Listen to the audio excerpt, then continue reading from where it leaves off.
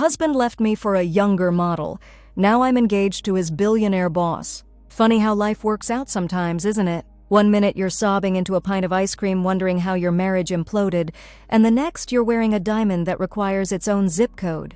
But I'm getting ahead of myself. Let me rewind this dumpster fire and show you how we got here. 6 months ago, I was living what I thought was my happily ever after with David. 12 years of marriage, a renovated Victorian in the suburbs, matching Subarus in the garage, the whole cookie-cutter dream. We met in college, built careers together, and had our routine down to a science. Tuesday was taco night. Friday was date night. Sunday was lazy morning sex followed by brunch. I thought we were solid. I should have known something was off when David started working late. And I mean late. The kind of late that has your dinner sitting in the microwave until it resembles petrified wood. The kind of late that means your husband's side of the bed stays cold until 2 a.m. The kind of late that makes you check his shirt collar for lipstick stains like some 1950s housewife cliché. But did I check? Because I trusted him. Stupid me. Then came the gym membership. David hadn't voluntarily exercised since we finished that couple's yoga class 7 years ago, which he only took because the instructor had an ass that defied gravity. Suddenly he was hitting the weights, 4 times a week and buying protein powder by the barrel. New clothes followed. Designer labels replaced his usual department store finds. His cologne changed from the one I'd given him 3 Christmases ago to something that smelled like it had been formulated specifically to attract women under 30. Still, I made excuses. Midlife crisis, work stress, that podcast on self-improvement he'd mentioned once. I'm embarrassed by how blind I was, but hindsight's a bitch with perfect vision. The reveal came on a Thursday, not even the decency of a weekend betrayal. I was working from home that day. Freelance graphic design lets me avoid the corporate hellscape when a text came through. Not my phone, his. Left on the counter while he showered upstairs. I'm not proud of what I did next. Or maybe I am. The jury's still out on that one. His phone lit up with a message preview from someone named Cassie. Who the hell was Cassie? In 12 years of marriage, I'd never heard of a Cassie. The preview was short but nuclear. Can't wait to feel you inside me again tonight. My stomach dropped through the floor and kept going, probably tunneling straight to China. My hands went ice cold. My vision actually blurred around the edges like I was in some dramatic movie scene. I picked up his phone, surprised I could even move. No password. The arrogant asshole didn't even have a password. That's how secure he felt in my trust. I opened the message thread and scrolled, and scrolled, and scrolled. Months of messages, explicit photos, plans for meetups while I thought he was working late. Inside jokes about how clueless his old lady was. Old lady? I was 37. Cassie, according to her detailed Instagram that I immediately stalked, was 24, an assistant at the marketing firm where David worked. A fucking cliché in yoga pants with ombre hair and one of those faces that looked perpetually surprised, like her eyebrows were trying to escape her forehead. The shower upstairs turned off. I put the phone down exactly as I'd found it and walked into our home office, closed the door, and sat at my desk staring at nothing. My brain felt like TV static. When David came downstairs, hair still damp, wearing one of his new designer shirts, I watched him from the office doorway. He didn't notice me at first, just grabbed his phone, checked it, and smiled. Actually smiled at whatever new filth Cassie had sent. Going in early today? My voice sounded alien even to me. Calm. Controlled. Like I wasn't actively imagining setting him on fire. He startled slightly.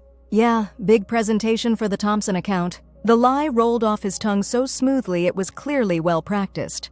Must be important. I leaned against the doorframe. Thompson, huh? Huge potential client. He was gathering his keys, wallet, travel mug of coffee I'd made him an hour earlier. Still playing husband? Still wearing his wedding ring. The absolute audacity. Good luck then. I smiled. A smile that didn't reach my eyes. A smile that in any sane world would have made him run for cover. He kissed my cheek on his way out. I fought the urge to bite him. And not in the fun way. When the door closed behind him, I didn't cry. Not yet. Instead, I went into detective mode. Pulled up our cell phone records. Found the number he texted most frequently. Cassie, presumably. Checked credit card statements. Regular charges at a hotel downtown, always on late work nights. Airline tickets for a weekend business trip. To Miami, 2 passengers. Everything was so obvious it was insulting. He'd been hiding in plain sight, assuming I was too trusting or too stupid to look. By noon, I'd compiled enough evidence to bury him. By 1, I'd called a locksmith to change the locks. By 3, I'd contacted a lawyer. By 5, I'd drained our joint emergency savings account into a new account in just my name. Petty? Maybe. But that money was mostly from my freelance work anyway. I waited on our front porch when I knew he'd be coming home, suitcase by my side, not because I was leaving, but because his stuff was in it. Well, some of it. The rest was in garbage bags. The look on his face when he pulled into the driveway and saw me sitting there, still and silent as a statue, was almost worth the betrayal. Almost. What's going on? He approached cautiously, like I was a wild animal that might attack. Smart man, finally showing some intelligence. I didn't yell, didn't throw things, didn't call him names. Instead, I stood up, walked over, and handed him his phone, the message thread with Cassie open. Your midlife crisis is leaving skid marks on our marriage, I said quietly, so I'm removing you from the vehicle. His face went through the predictable progression: shock, guilt, then, most tellingly, relief. Like he'd been waiting to get caught. Like this was what he wanted but didn't have the spine to initiate. Rachel, I can explain. I held up my hand. Save the speech. Your things are packed. The locks are changed. My lawyer will contact you about divorce proceedings. You can't just throw me out? This house is half mine. His indignation was almost comical. Actually, check the deed. It's my inheritance money that made the down payment, and it's in my name. So technically, you've been living in my house for 7 years. Consider your tenancy terminated. That shut him up. I'd forgotten how satisfying it was to remind him of that particular detail. What followed was predictable. The begging, the apologizing, the it didn't mean anything, horseshit, the we can work through this, fantasy. When none of that worked, he switched to anger. I was cold. I was heartless. I was overreacting. I let him vent until he ran out of steam, then pointed to his packed belongings. You have 15 minutes to get what you can carry and leave. The rest I'll have delivered to your workplace tomorrow. I'm sure Cassie can help you store it in her apartment, though I hear it's quite small. Entry-level salaries and all that. His face paled. You know about... I know everything, David. Every damn thing. Now get your shit and get out. He left. Not with dignity, but he left. And then finally alone I broke. Collapsed onto my front porch steps and sobbed until I couldn't breathe. Ugly crying doesn't begin to describe it. This was primal, from the depths of my soul wailing. 12 years? 12 fucking years I'd given to a man who could discard me like last season's fashion trend. My neighbors probably thought someone had died. In a way, someone had. The trusting, secure woman I'd been that morning was gone forever. I didn't sleep that night, or the next. I existed on coffee and rage, answering emails from my lawyer, ignoring David's increasingly desperate texts, and systematically removing every trace of him from my house. Photos into the shredder, his favorite chair to Goodwill, the sheets he'd slept on into the trash. The grief came in waves. 1 minute I'd be methodically sorting through kitchen cabinets, the next I'd be on the floor clutching a stupid souvenir mug from our trip to Niagara Falls, sobbing all over again. Fury would follow, then numbness. Then back to grief. The emotional carousel from hell. Friends called. Family checked in. I put on my I'm handling this voice and lied through my teeth. No, I didn't need company. Yes, I was eating. No, I wasn't planning to burn all his clothes in the backyard. That last one actually was true. Smoke damage would affect my home value. A week passed. Then 2. The divorce paperwork was filed. David moved in with Cassie, confirmed via social media because subtlety isn't in the cheater's handbook. My lawyer, a barracuda in Louboutins named Vanessa, assured me we'd take him for everything legally possible, but revenge by alimony wasn't satisfying enough. The thought of David and his child girlfriend building a new life while I licked my wounds made my skin crawl. I wanted him to feel what I felt, that unique combination of humiliation and betrayal that keeps you up at 3 a.m. staring at the ceiling, wondering what's so fundamentally wrong with you that the person who promised forever found someone better. I needed to reclaim my power, my dignity, my fucking life. That's when I decided the best revenge wouldn't be served cold. It would be served spectacular. And the universe, in its infinite twisted humor, was about to hand me the perfect opportunity. Because what David didn't know, what he was too self-absorbed to consider, was that I had my own connections at his company. Connections that went straight to the top. You see, before I went freelance, I'd designed the rebranding for Hartwell Industries' entire corporate identity, and Maxwell Hartwell himself, CEO and David's big boss, had personally requested I handle his private art collection cataloging afterward. We'd stayed in touch over the years. He sent me the occasional consulting project. I sent him Christmas cards. Max had always been flirtatious in that harmless way of powerful men who are just charming to everyone. I'd never thought anything of it. I was married, he was my client, end of story. But I wasn't married anymore. And Max had just texted to check if I was available for dinner to discuss a new project. My finger hovered over the reply button as an idea began to form. A terrible, wonderful, life-changing idea. The best revenge wouldn't just be getting even. It would be leveling up. I'd love to say I hesitated on moral grounds before accepting Max's dinner invitation, that I had some profound ethical debate with myself about using another human being to get revenge. That would make me sound better, wouldn't it? More sympathetic protagonist, less vindictive ex-wife. But I didn't hesitate, not even for a second. Love to. When and where? I typed back, a strange calm settling over me. The kind of calm that comes with absolute clarity of purpose. We set the date for Friday at Eloise, one of those restaurants where the menu doesn't list prices because if you have to ask, you can't afford it. I told myself it was just business, a potential client meeting. The fact that said client was David's boss, the fact that David had name-dropped Maxwell Hartwell in every conversation for years like he was name-dropping a celebrity. Pure coincidence. Yeah, right. I spent 3 hours getting ready. 3 hours I refused to acknowledge as anything other than professional preparation. Hair styled into loose waves that looked effortless, but required 45 minutes and 2 hot tools. Makeup that appeared natural but involved 17 different products. A black dress that respected gravity enough to be classy, but defied it enough to be interesting. Max was already at the table when I arrived. He stood when he saw me, old-school manners that made something flutter in my chest. 12 years with David, and toward the end he wouldn't even pull out my chair at Applebee's. Rachel. Max took my hand, his touch lingering just a beat longer than strictly professional.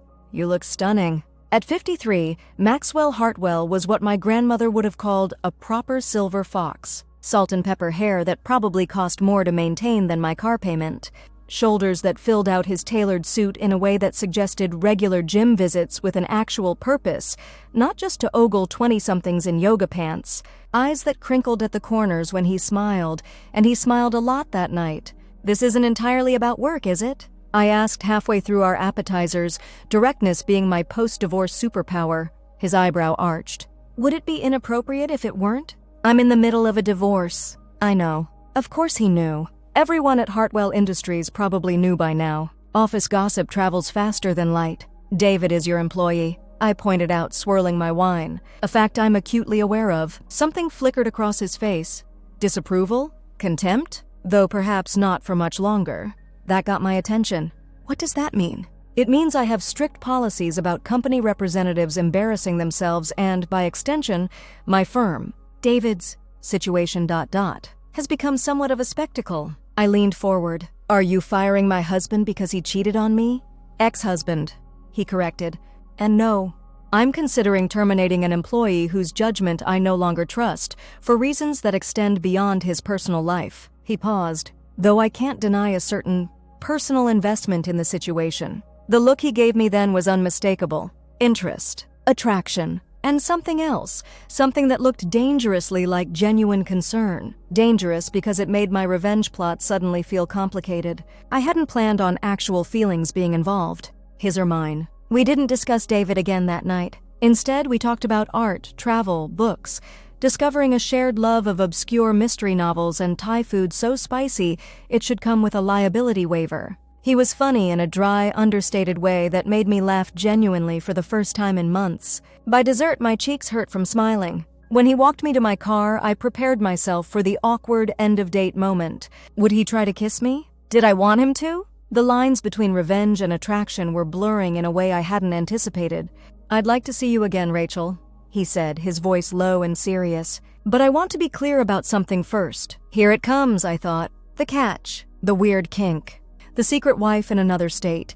Whatever game you're playing with David, and I suspect there is one, I'm not interested in being a pawn. My breath caught, busted in the first inning. I'm attracted to you, he continued. Have been since we first worked together years ago. But I have no interest in being used for revenge, no matter how justified. The directness knocked me off balance. I'd expected to be the manipulator, not the transparently manipulated. That's refreshingly blunt, I managed. I find it saves time. His eyes held mine, challenging. So what's it going to be, Rachel? Revenge or something genuine? Because I'm only interested in one of those options. The smart play would have been to walk away, find another avenue for revenge that didn't involve my heart as collateral damage. But standing there in the restaurant parking lot, the night air cool on my bare shoulders, I made a decision that had nothing to do with David or revenge and everything to do with the man in front of me. What if it started as one and became the other? Honesty was my only play. What if I'm not sure what I want yet? To my surprise, he smiled. Then we'll take it slow and figure it out together. He leaned in, his lips brushing my cheek in a kiss so chaste it shouldn't have made my skin burn. Call me when you know. I watched him walk to his Aston Martin, equal parts frustrated and intrigued. This was not going according to plan. Maxwell Hartwell was supposed to be a willing accomplice in my revenge fantasy, not whatever this was. Someone with integrity. Someone calling me on my bullshit. Someone who made me feel seen in a way David never had. Driving home, I realized I was at a crossroads. I could pursue Max as part of my revenge against David, a path that now felt hollow and beneath both of us. Or I could explore whatever this connection was, separate from David entirely. The revelation hit me at a red light.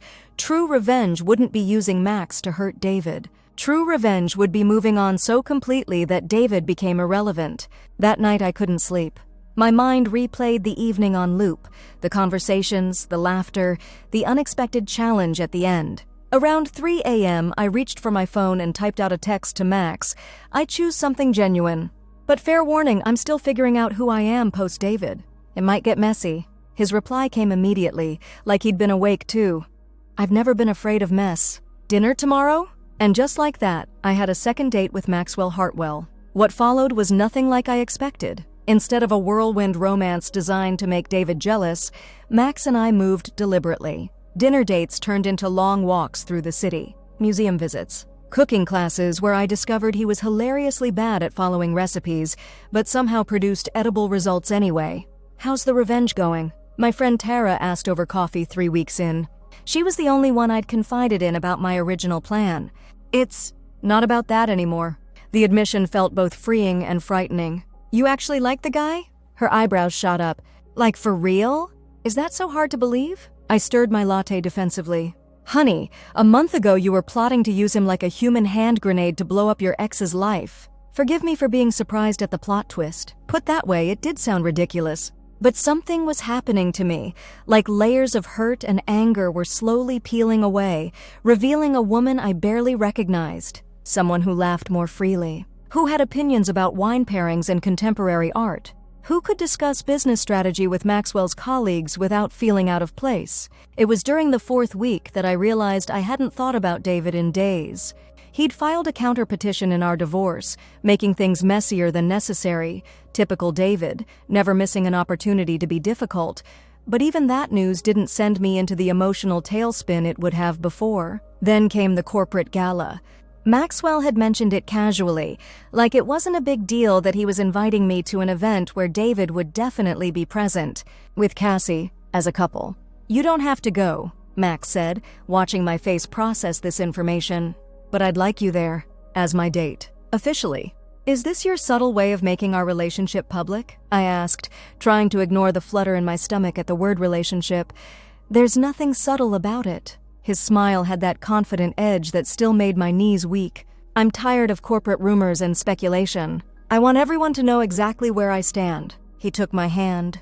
Where we stand. If you're ready for that. Was I ready? My divorce wasn't even final. David would be there with his infant girlfriend. The potential for drama was stratospheric. Will this create problems for you professionally? I asked. Dating the soon-to-be ex of an employee? I'm the CEO, Rachel. The only person who can create problems for me is me. He paused. Though it's worth noting that David's performance review is next week, and it's not looking favorable. I narrowed my eyes.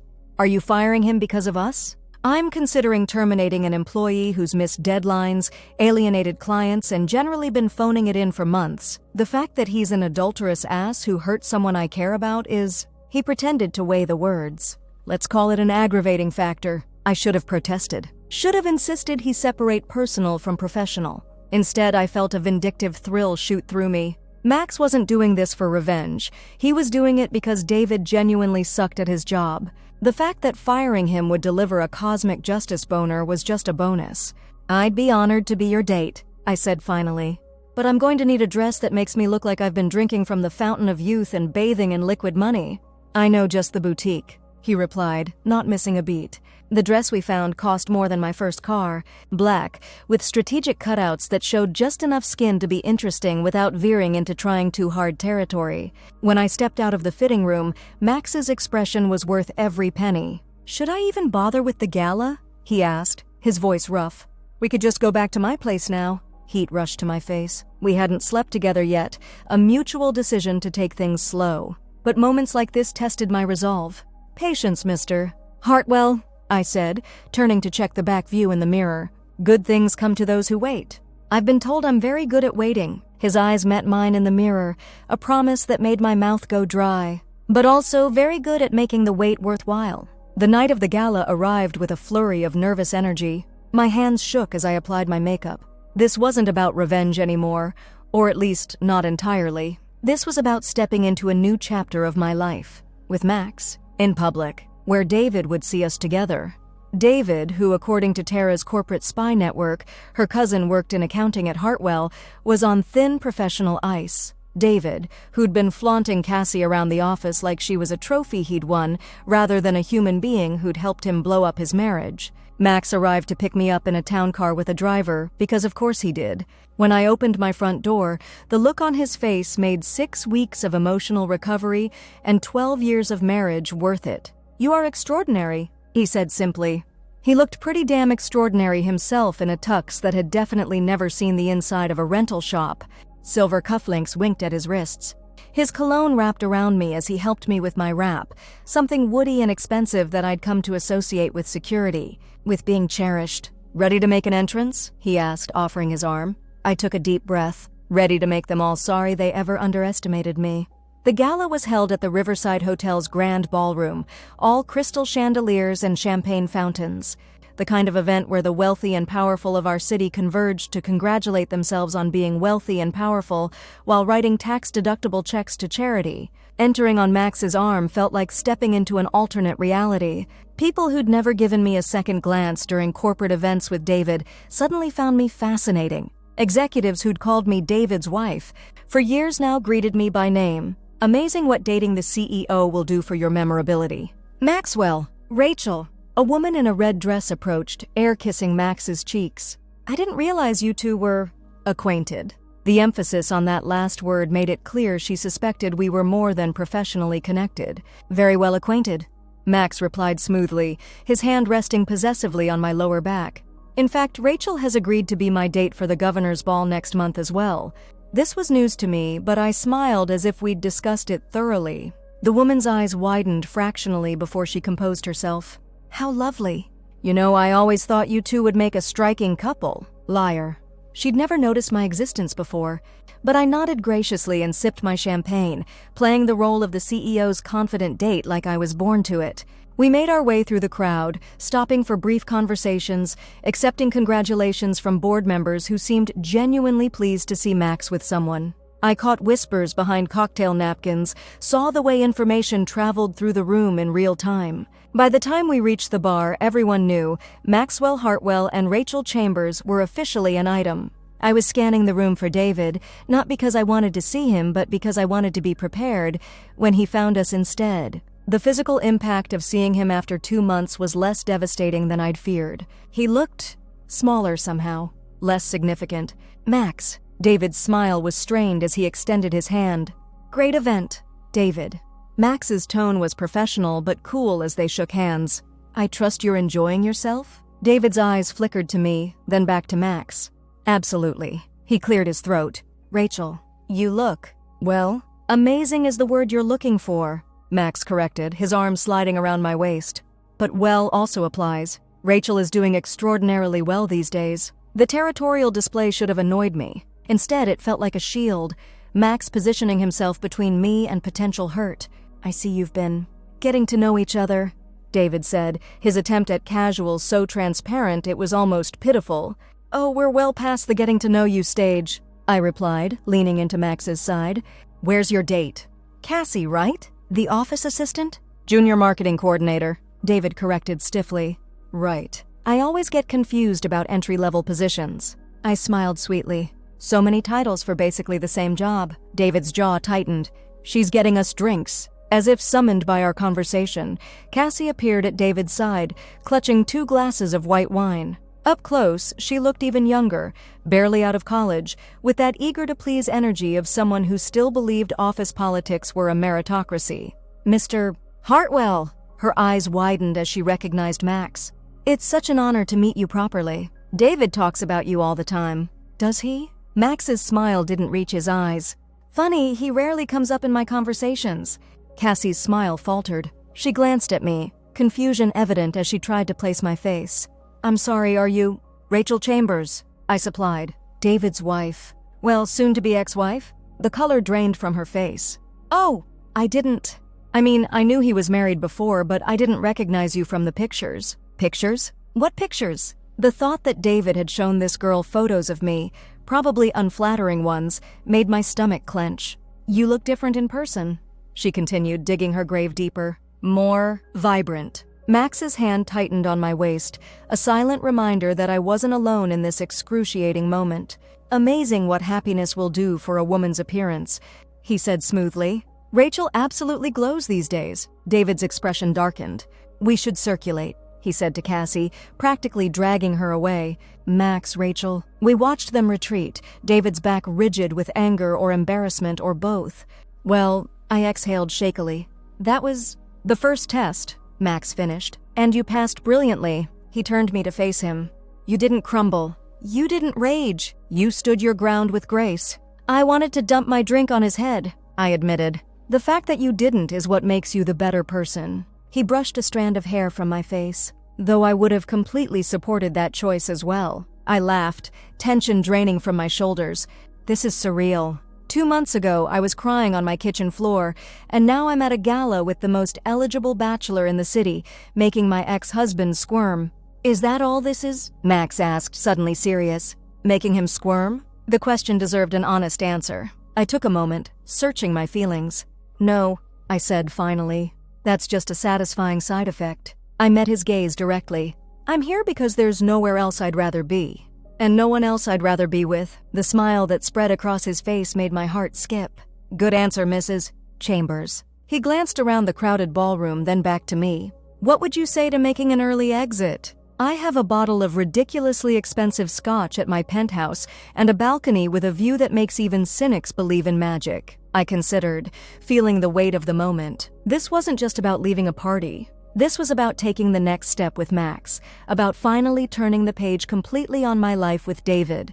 "I'd say lead the way, Mr. Hartwell." As we moved toward the exit, I caught sight of David watching us from across the room, his expression unreadable. For a brief moment our eyes met. I didn't smile, didn't glare, simply looked at him with something approaching pity before turning away. The revenge I'd initially planned seemed petty now compared to the genuine happiness I'd found. Moving on wasn't just the best revenge, it was the only one worth pursuing. Max's penthouse was everything you'd expect from a billionaire's residence.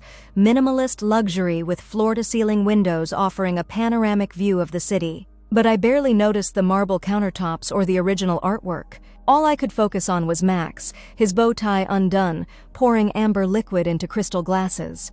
"To new beginnings," he said, handing me one. "And swift endings," I added, thinking of my divorce proceedings. We clinked glasses and sipped. The scotch burned pleasantly down my throat, warming me from the inside. Or maybe that was just the way Max was looking at me, like I was a puzzle he couldn't wait to solve. "What are you thinking?" he asked, setting his glass down and moving closer. "That I came here for revenge but found something else entirely." I placed my glass beside his. "That I'm terrified of how quickly you've become important to me." "If it helps, I'm equally terrified." His hands found my waist. "I don't make a habit of falling for women who are technically still married. Technically being the operative word. Still," his forehead touched mine. "This is uncharted territory for me. Dating an employee's ex, creating what will inevitably be office gossip for months, potentially complicating a legal proceeding.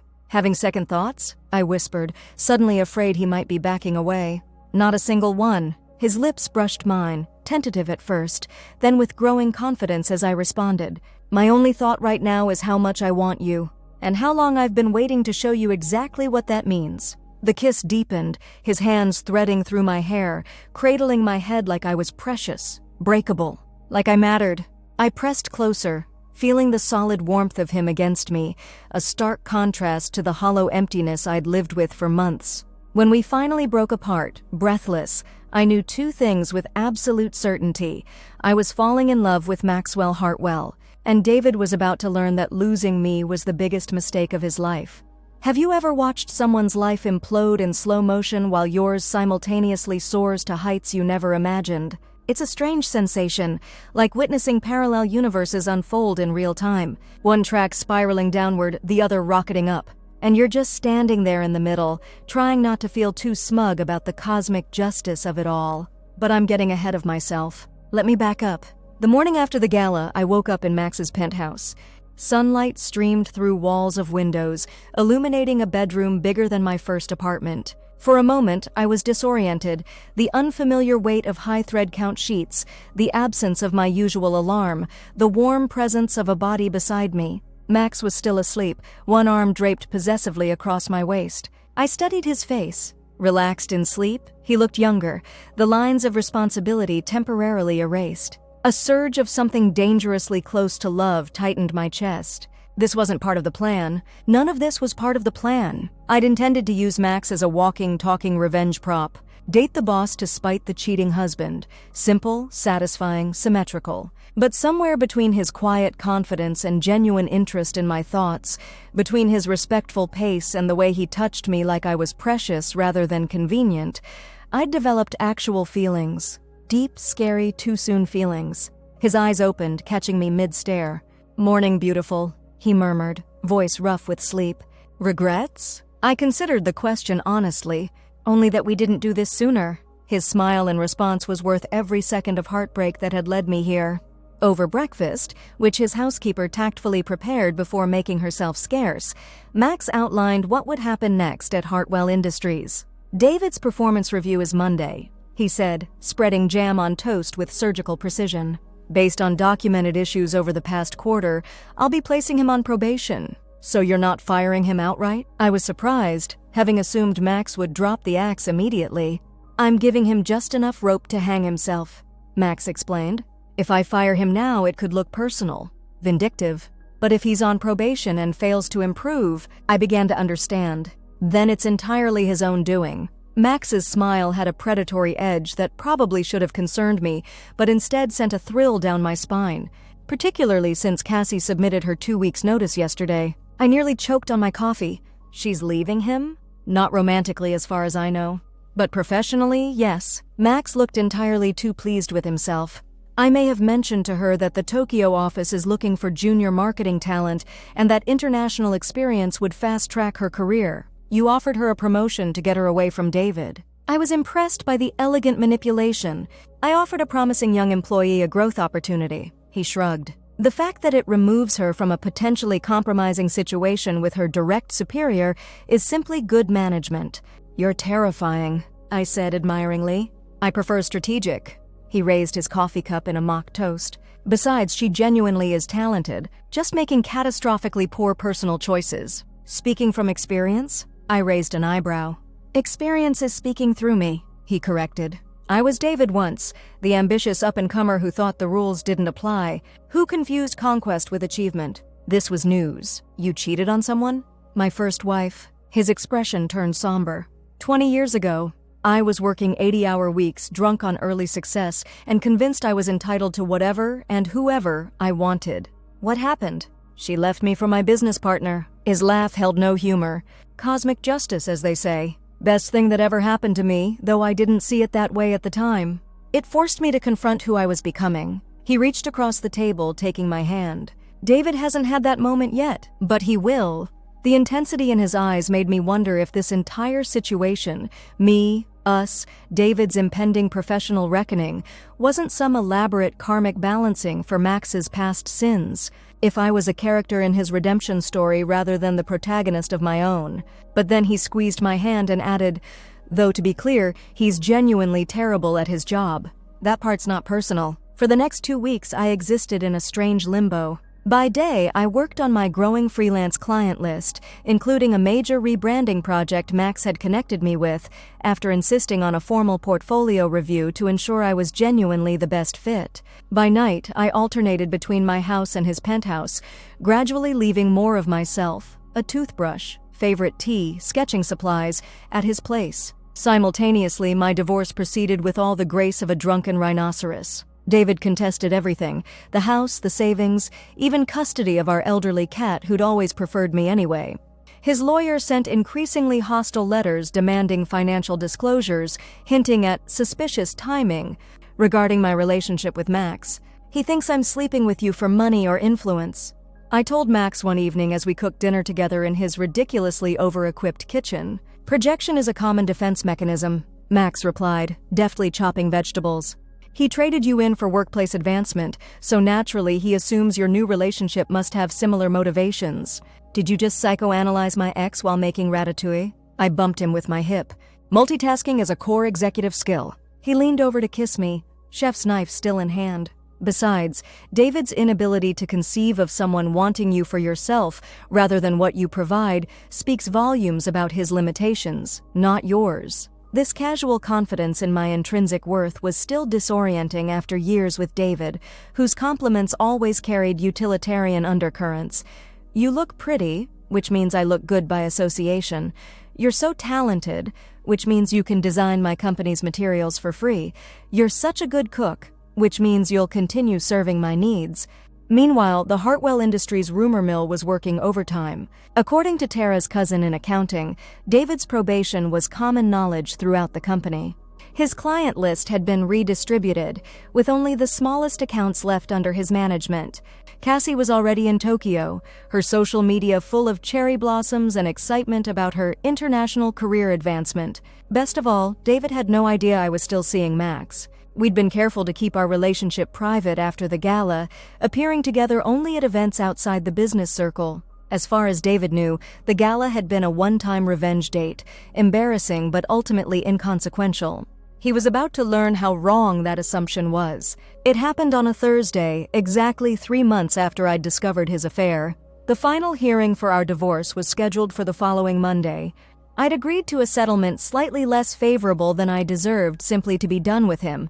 The house was mine, most of our savings were divided equally, and he got to keep his precious car collection that I'd never cared about anyway. I was at Max's penthouse when the call came. Not from David, but from Vanessa, my lawyer. He's demanding a continuance, she said without preamble. Says he has new evidence that could impact the financial settlement. What evidence? Alarm bells rang in my head. He's claiming your relationship with Hartwell began before your separation, and that it constitutes adultery. I nearly dropped the phone. That's absurd! I didn't even see Max until weeks after David moved out. I know that. You know that. But he's spinning a conspiracy theory that you two were involved, and that's why he's being pushed out at work. He's being pushed out because he's a mediocre employee who's been coasting on charm for years. I snapped, loud enough that Max looked up from his laptop across the room. What's happening? He mouthed. I covered the phone. David's claiming we had an affair before the separation to get a better settlement. Max's expression darkened. He held out his hand for the phone. Vanessa, I'm putting you on speaker. Max wants to join the conversation. What followed was a master class in controlled corporate rage. Max didn't raise his voice, didn't make threats, simply laid out facts in a tone that could flash freeze lava. Ms. Reeves, I understand client advocacy, but I suggest you inform Mr. Chambers that making false allegations about my personal conduct or professional decisions could constitute defamation, particularly when those allegations impact my company's reputation.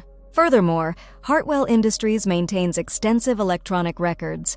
Every performance review, client complaint, and meeting schedule for the past 5 years is documented and time-stamped. David's current professional situation is the result of his own documented inadequacies, which began well before my personal relationship with Rachel. Vanessa, normally unflappable, actually sounded impressed. I'll convey this to opposing counsel, Mr. Hartwell. Would you be willing to provide an affidavit regarding the timeline of your relationship?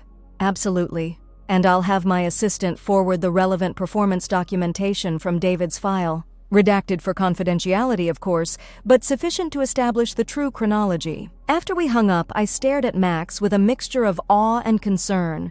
You just corporate nuked my ex. He's attempting to use our relationship to extort a better settlement and salvage his professional reputation. Max's jaw was tight. I don't respond well to blackmail, implicit or otherwise. Is this going to cause problems for you? I worried. The board serves at my pleasure, not the other way around. He softened slightly, taking my hands. Besides, what's he going to do? Tell everyone the CEO is dating the beautiful, talented ex-wife he was stupid enough to cheat on? Somehow I don't think that narrative works in his favor. I hadn't thought of it that way. In David's warped perspective, Max and I were the villains of this story, the boss who stole his wife, the wife who slept her way to revenge.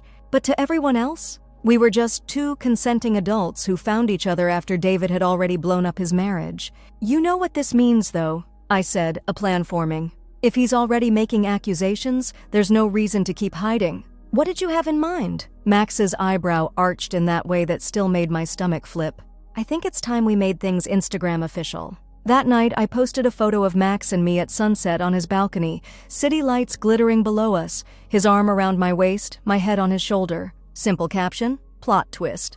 Then I turned off notifications and focused on more important matters, specifically showing Max exactly how much I appreciated his corporate knight in shining armor routine. Twice. By morning, my phone had nearly melted from activity. Texts from friends ranging from "get it girl" to "holy shit, explain immediately." Comments from acquaintances who suddenly remembered my existence. And most satisfyingly, radio silence from David, who had definitely seen it.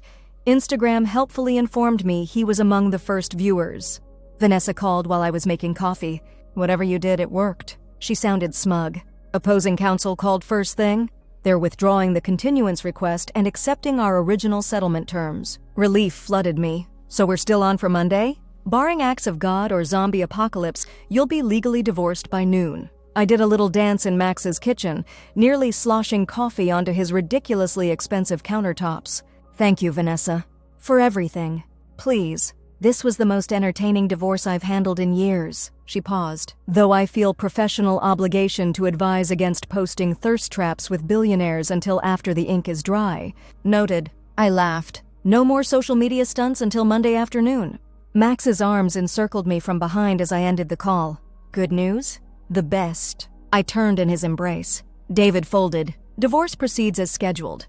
Congratulations. He kissed me softly. How does it feel? I considered the question, searching for the residual anger or vindication I'd expected to feel.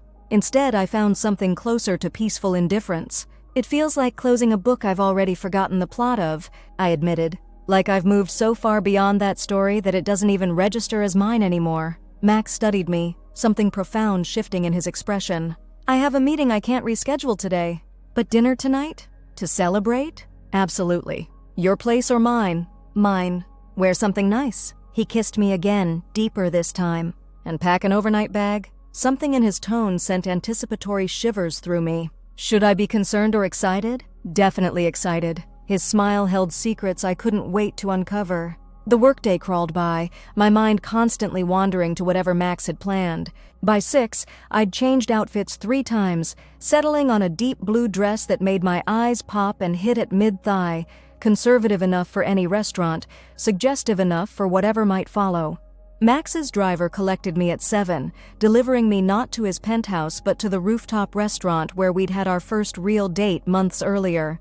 The maitre d' greeted me by name, escorting me to a private alcove with panoramic city views. Max stood as I approached and my breath caught. Forget Silver Fox. Tonight he was a force of nature in a perfectly tailored charcoal suit, crisp white shirt open at the throat, looking like every fantasy I'd ever had come to life. You're staring, he commented, pulling out my chair. You're worth staring at, I countered, settling in. Champagne appeared immediately, poured by a server who then discreetly vanished. Max raised his glass. To endings and beginnings. We clinked glasses, and I took a sip of what was undoubtedly the most expensive champagne I'd ever tasted. What are we celebrating exactly? My divorce isn't final until Monday. Consider this an anticipatory celebration. His eyes held mine with an intensity that made my skin warm. And perhaps something more. Before I could question him further, he launched into a story about his day, a challenging negotiation, a competitor's failed attempt at poaching his development team, the latest office politics. I let myself be distracted, falling into our familiar rhythm of conversation. It wasn't until dessert arrived, a chocolate soufflé we'd shared on our first date here, that I noticed Max seemed uncharacteristically nervous. His normally steady hands had a slight tremor as he reached for his water glass. "Are you okay?" I asked, suddenly concerned. "You seem tense." Observant as always. He smiled, but it didn't quite reach his eyes. "Actually, there's something I wanted to discuss." My stomach dropped. Was this a breakup? Had I misread everything? 1,000 insecurities flooded back. Was I too broken? Too much baggage? Too soon after my marriage? "I've been thinking about timing," he continued, oblivious to my internal panic. "About how life rarely follows the schedules we set for it. Oh God, he was definitely breaking up with me. Too fast, too complicated, too much drama with David. 3 months ago, I would have said it was much too soon to feel what I feel for you." He took my hand across the table. 3 months from now, I'll probably say I waited too long to tell you." "Wait, what?" "The truth is, Rachel, I've never met anyone like you. Someone who matches me not just intellectually and physically, but in resilience, in capacity for growth." This did not sound like a breakup speech.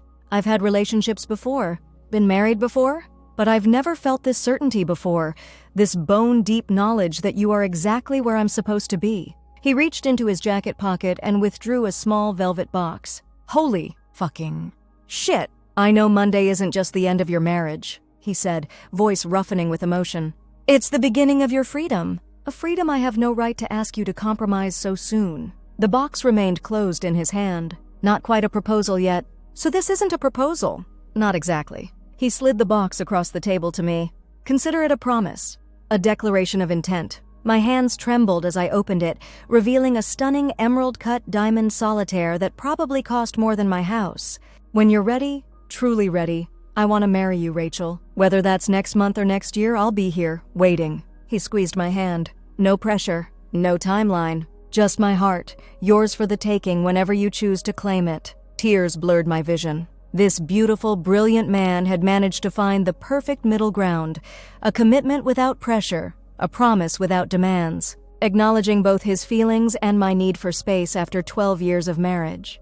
"I don't know what to say," I whispered honestly. "You don't have to say anything." He stroked his thumb across my knuckles. "Just know that when you are ready, I'm all in." I stared at the ring, emotions tangling in my chest. Joy, fear, excitement, disbelief. "Can I try it on? Just to see?" His smile was luminous. "Of course." The ring slid onto my finger as if custom-made for me, which it probably was. The weight of it was strange but not unwelcome, a physical manifestation of how drastically my life had transformed in a matter of months. "It's beautiful," I said softly, watching it catch the light. "It suits you." He was watching me, not the ring. "No pressure, remember? Take it home, think about it. If you're ready, you can start wearing it for real." I studied him across the table, this man who had entered my life as a revenge plot and somehow become the next chapter, who had seen me at my most broken and found value there, who offered commitment without confinement. And in that moment I knew. "What if I'm ready now?" His breath caught. "Rachel, you don't have to, not to set a wedding date," I clarified. "I'm not there yet, but ready to wear this, to be engaged to you, to commit to building something real when I'm legally free to do so. Are you sure?" His voice was carefully controlled, but hope blazed in his eyes. I've never been more sure of anything. And it was true. Whatever cosmic forces had brought us together, revenge, fate, dumb luck, I wasn't questioning them anymore. "Ask me. For real." He didn't hesitate, coming around the table to kneel beside my chair, still holding my hand with the ring. "Rachel Chambers, will you marry me? Not right away? Not until you're ready, but someday, when the timing is right for both of us." "Yes," I said simply. "Yes, I will." The kiss that followed sealed more than a promise. It sealed a transformation. From betrayed wife to independent woman to future bride, all in the space of a few months. A metamorphosis that had begun in pain but would end in joy. What I didn't know then was that our private moment of commitment was about to become very, very public. Because fate, with its twisted sense of humor, had one more card to play. As Max slid the ring fully onto my finger and the server arrived with fresh champagne, a commotion at the restaurant entrance caught my attention. A familiar voice raised in entitlement and frustration. "What do you mean, fully booked? Do you know who I am? Just give us whatever table Hartwell has. He always gets the best one." David, with a woman who was definitely not Cassie. Max followed my gaze, his expression shifting from annoyed to darkly amused. Well, this should be interesting. The maitre d' was attempting to soothe David, whose face was flushed with the particular combination of entitlement and alcohol I recognized from countless business dinners. The woman with him, at least 5 years younger than Cassie, if that was possible, looked mortified. "Should we leave?" I whispered, suddenly unsure how to handle this collision of past and present on what should be a perfect night. "Not a chance." Max's hand covered mine, thumb brushing over the new ring. "Unless you're uncomfortable?" I considered it honestly. A month ago, even a week ago, this accidental encounter would have filled me with anxiety or vindictive glee. Now, I just felt sorry for David, and for his date, who was clearly witnessing red flags but hadn't run for the exit yet. Actually, no, I realized. I'm not uncomfortable at all. As if summoned by our conversation, David's gaze finally landed on our table. Recognition dawned in stages. First Max, then me, then our clasped hands on the table, then finally, with widening eyes, the unmistakable sparkle of a serious diamond. The color drained from his face so dramatically I almost felt bad for him. Almost. "Oh my God," I murmured. "I think he's going to—" David was already moving toward our table, ignoring the maitre d's protests and his date's visible confusion. "Seriously, Rachel? Seriously?" He loomed over our table, voice carrying enough that nearby diners turned to watch. "We're not even divorced yet." Max rose smoothly to his feet, positioning himself slightly between David and me without being obvious about it. "David, this is a private celebration. I suggest you rejoin your companion and continue your evening elsewhere." "Private? You're flaunting my wife around like a trophy. Soon-to-be ex-wife?" I corrected calmly, surprising myself with how steady my voice was. "As of Monday, which you know perfectly well. So that's what this is? I get served divorce papers and you run straight to my boss? How long has this really been going on, Rachel? Were you fucking him behind my back the whole time?" The crude accusation hit like a slap. Max tensed beside me, but I placed a restraining hand on his arm. This was my battle. I stood, meeting David's gaze directly. "You know what, David? I understand why you'd think that. Because that's what you did. You cheated, lied, and betrayed our marriage. So naturally, you assume everyone operates with your level of moral bankruptcy." I held up my left hand, diamond catching the light. "But here's the truth. Max and I didn't get together until weeks after you moved in with your child girlfriend. I didn't use him for revenge, though God knows I considered it. What happened instead was something real." David's date had cautiously approached, looking like she wanted to disappear through the floor. "David, maybe we should go." He ignored her, face contorted with the particular rage of a man who believed he could discard something and then prevent anyone else from claiming it. "This is about my job, isn't it? You're sleeping with him to get back at me, and he's pushing me out because he wants my leftovers." The slur hit its mark. I flinched despite myself. But Max's response was deadly quiet. "That's enough." 2 words delivered with such cold authority that the entire restaurant seemed to freeze. "Security will escort you out now, David. And to be perfectly clear, you were on professional probation long before Rachel entered my life. Your continued employment depends entirely on your performance, and this public display certainly won't help your case." As if conjured, 2 suited men appeared at David's elbows. Restaurant security, discreet but unmistakable. "This isn't over." David spat, but the threat sounded hollow even to my ears. "Actually, it is," I replied, surprising myself with the genuine pity I felt. "It's been over since you decided our marriage vows were optional. I've moved on.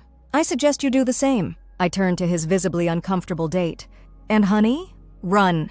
This is who he is. Today it's his ex-wife he's obsessing over. Tomorrow it'll be someone from his past making you feel insecure. The pattern doesn't change." The look she gave me contained equal parts embarrassment and gratitude. As security gently but firmly escorted David toward the exit, she followed, but not before giving me a slight nod that spoke volumes. When they were gone, I collapsed back into my chair, adrenaline draining and leaving me shaky. "Well, that wasn't in the evening's program." Max sat beside me, taking my trembling hands in his. "You were magnificent." "I was terrified," I admitted. Terror and magnificence aren't mutually exclusive. He kissed my knuckles, right above the ring. Are you okay? I took inventory of my feelings, searching for the hurt, anger, or vindication I would have expected. Instead, I found something like closure, a final chapter written, a book firmly closed. I'm better than okay, I realized aloud. I'm free, and I was. Not just because my divorce would be final in 3 days. Not just because I was wearing a promise on my finger from a man who saw me clearly and chose me anyway, but because in that confrontation, the last chains of my past had broken. David had no power over me anymore. Not my emotions, not my self-worth, not my future. Max raised his champagne glass. To freedom, then. I clinked my glass against his, the diamond on my finger catching the light like a promise. To freedom, and to whatever comes next. Finalized divorce paperwork looks exactly like regular paperwork, in case you were wondering. No confetti cannons, no triumphant music, just a stack of documents with neat little sticky arrows showing where to sign, initial date. So anticlimactic for something that officially ends 12 years of your life. Is that it? I asked Vanessa as she gathered the papers into a folder. That's it. She glanced at my engagement ring, which I'd worn to the courthouse despite her professional advice to keep it under wraps until everything was finalized. Congratulations, Ms. Chambers. You are officially divorced. The weight of that statement hit me differently than I'd expected. Not exhilaration or vindication, but a quiet sense of completion. A circle closed, a door softly shut. I walked out of the courthouse into crisp autumn sunshine. Max was waiting by his car, leaning casually against the hood in a posture so effortlessly elegant it should have been illegal. When he saw me, his smile ignited something warm in my chest that had nothing to do with revenge and everything to do with future. Done? He asked simply. Done, I confirmed. He opened his arms and I stepped into them, breathing in his now familiar scent. The courthouse steps weren't the most private place for an embrace, but I couldn't bring myself to care who might be watching. Let them see. Let them talk. Let them wonder how a woman supposedly traded in for a younger model ended up with the ultimate upgrade. How does freedom feel? Max murmured against my hair. I considered the question carefully, like putting down a heavy suitcase I didn't realize I'd been carrying. It had been exactly 4 months since discovering David's affair. 4 months that felt simultaneously like 4 minutes and 4 decades. So much had changed. My marital status, my relationship, my address. I'd moved into Max's penthouse 2 weeks earlier, though I kept my house as rental property. Even my career trajectory, thanks to connections Max had facilitated but that I'd secured through my own talent. Hungry? Max asked, opening the car door. Starving? I realized. Divorce proceedings apparently gave you an appetite. Good. We have reservations. Where? His smile turned mysterious. You'll see. 30 minutes later, we pulled up to a familiar facade that made my heart stutter, the Italian restaurant where David had proposed to me 13 years earlier. I turned to Max, confused and slightly alarmed. Why are we— Bear with me, he interrupted gently. I promise this isn't some weird psychological torture. Intrigued despite my unease, I followed him inside. The restaurant hadn't changed much. Still dark wood paneling, still red checkered tablecloths, still the scent of garlic and tomato sauce that normally would have made my mouth water, but now just made my stomach clench with unwelcome memories. The hostess led us not to the main dining room, but up a narrow staircase to a private space I hadn't known existed. Unlike the rustic charm below, this room was sleek and modern. Floor-to-ceiling windows overlooking a garden patio, minimalist decor, a single table set for 2. What is this place? I asked, bewildered. The restaurant's new private dining room. Opened last month. Max pulled out my chair. I may have made a significant investment in their expansion. I sat down, realization dawning. You bought into this restaurant just to— what? Rewrite my memories of it? Not exactly. He took the seat across from me. More like creating a palimpsest. A what now? A palimpsest. It's a manuscript where the original writing has been erased to make room for new text, but traces of the old still remain beneath. His eyes held mine. I don't want to erase your past, Rachel. It made you who you are, the woman I love. My throat tightened. But I do want to help you reclaim places and experiences that might otherwise be lost to negative associations. He reached for my hand across the table. This restaurant doesn't belong to your history with David. It's just a building where people make good pasta. A laugh escaped me, unexpected and genuine. When you put it that way. Besides, he continued, I've been told their tiramisu is exceptional, and I refuse to let your ex-husband's mediocrity deprive us of exceptional tiramisu. Just like that, the lingering ghosts dissipated. Not erased, as Max had said, but overwritten with something new, something ours. We ordered wine, appetizers, main courses, talked about everything and nothing. I found myself relaxing, even laughing in a space I'd entered with trepidation. By the time dessert arrived, the allegedly exceptional tiramisu, I'd forgotten why I'd been anxious in the first place. So, Max said, setting down his fork, I've been thinking, dangerous pastime? Indeed, he smiled, but necessary. About what? When I gave you that ring, I said no pressure, no timeline. I tensed slightly. Are you changing the terms? Not exactly. He reached into his jacket and pulled out an envelope. More like expanding the options. I took the envelope, eyeing it suspiciously. If this is a prenup, your timing needs work. Open it. Inside were travel documents. I flipped through them, confused. 2 first-class tickets to Paris? For next month? Followed by Venice, then the Amalfi Coast. His expression was carefully neutral. A 3-week itinerary. I can't just take off for 3 weeks. I have clients, deadlines, all of whom have been contacted and arrangements made should you choose to accept. His calm confidence still occasionally unnerved me. Call it a sabbatical, or an engagement trip, or, he continued when I didn't immediately respond, a wedding and honeymoon package. My heart stuttered. What? Option 1, we go as engaged couple, enjoy 3 weeks of European luxury, come home and continue as we are. He ticked off on his fingers. Option 2, we have a small private ceremony at the Paris property before we leave, and the trip becomes our honeymoon. You want to get married next month? The concept simultaneously thrilled and terrified me.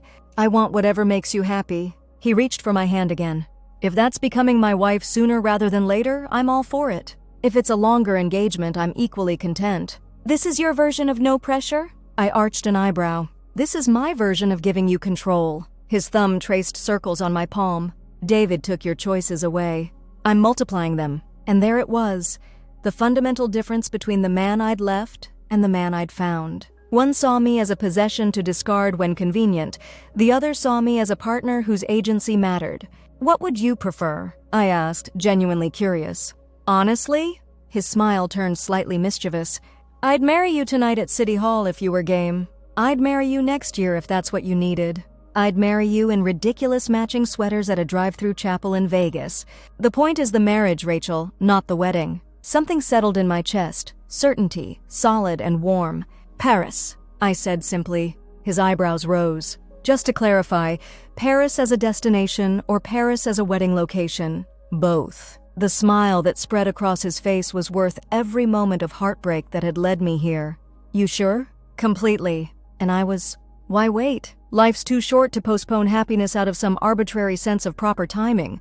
That may be the wisest thing anyone's ever said to me. He lifted my hand, pressing a kiss to my palm. Paris it is. Later that night, curled against Max in our, no longer his, but ours, bed, I scrolled mindlessly through social media before going to sleep. A notification from Instagram. David had finally unfollowed me. Out of curiosity, I tapped on his profile. His latest post was a carefully cultivated thirst trap at some rooftop bar, tagged with inspirational corporate hustle culture nonsense. No sign of the girl from the restaurant. No sign of Cassie. Just David, trying desperately to project success and excitement about his new chapter. I felt nothing. Not satisfaction. Not anger. Not even pity anymore. Just nothing. I closed the app and set my phone aside, turning instead to the warm, real presence beside me. Max was reading glasses perched on his nose, reviewing contracts with the focused attention he brought to everything important. Finding anything interesting on the social media cesspool? He asked without looking up. Just ghosts, I replied, settling against his shoulder. Fading fast. He set his work aside, removing his glasses and turning fully toward me. Any regrets? About Paris?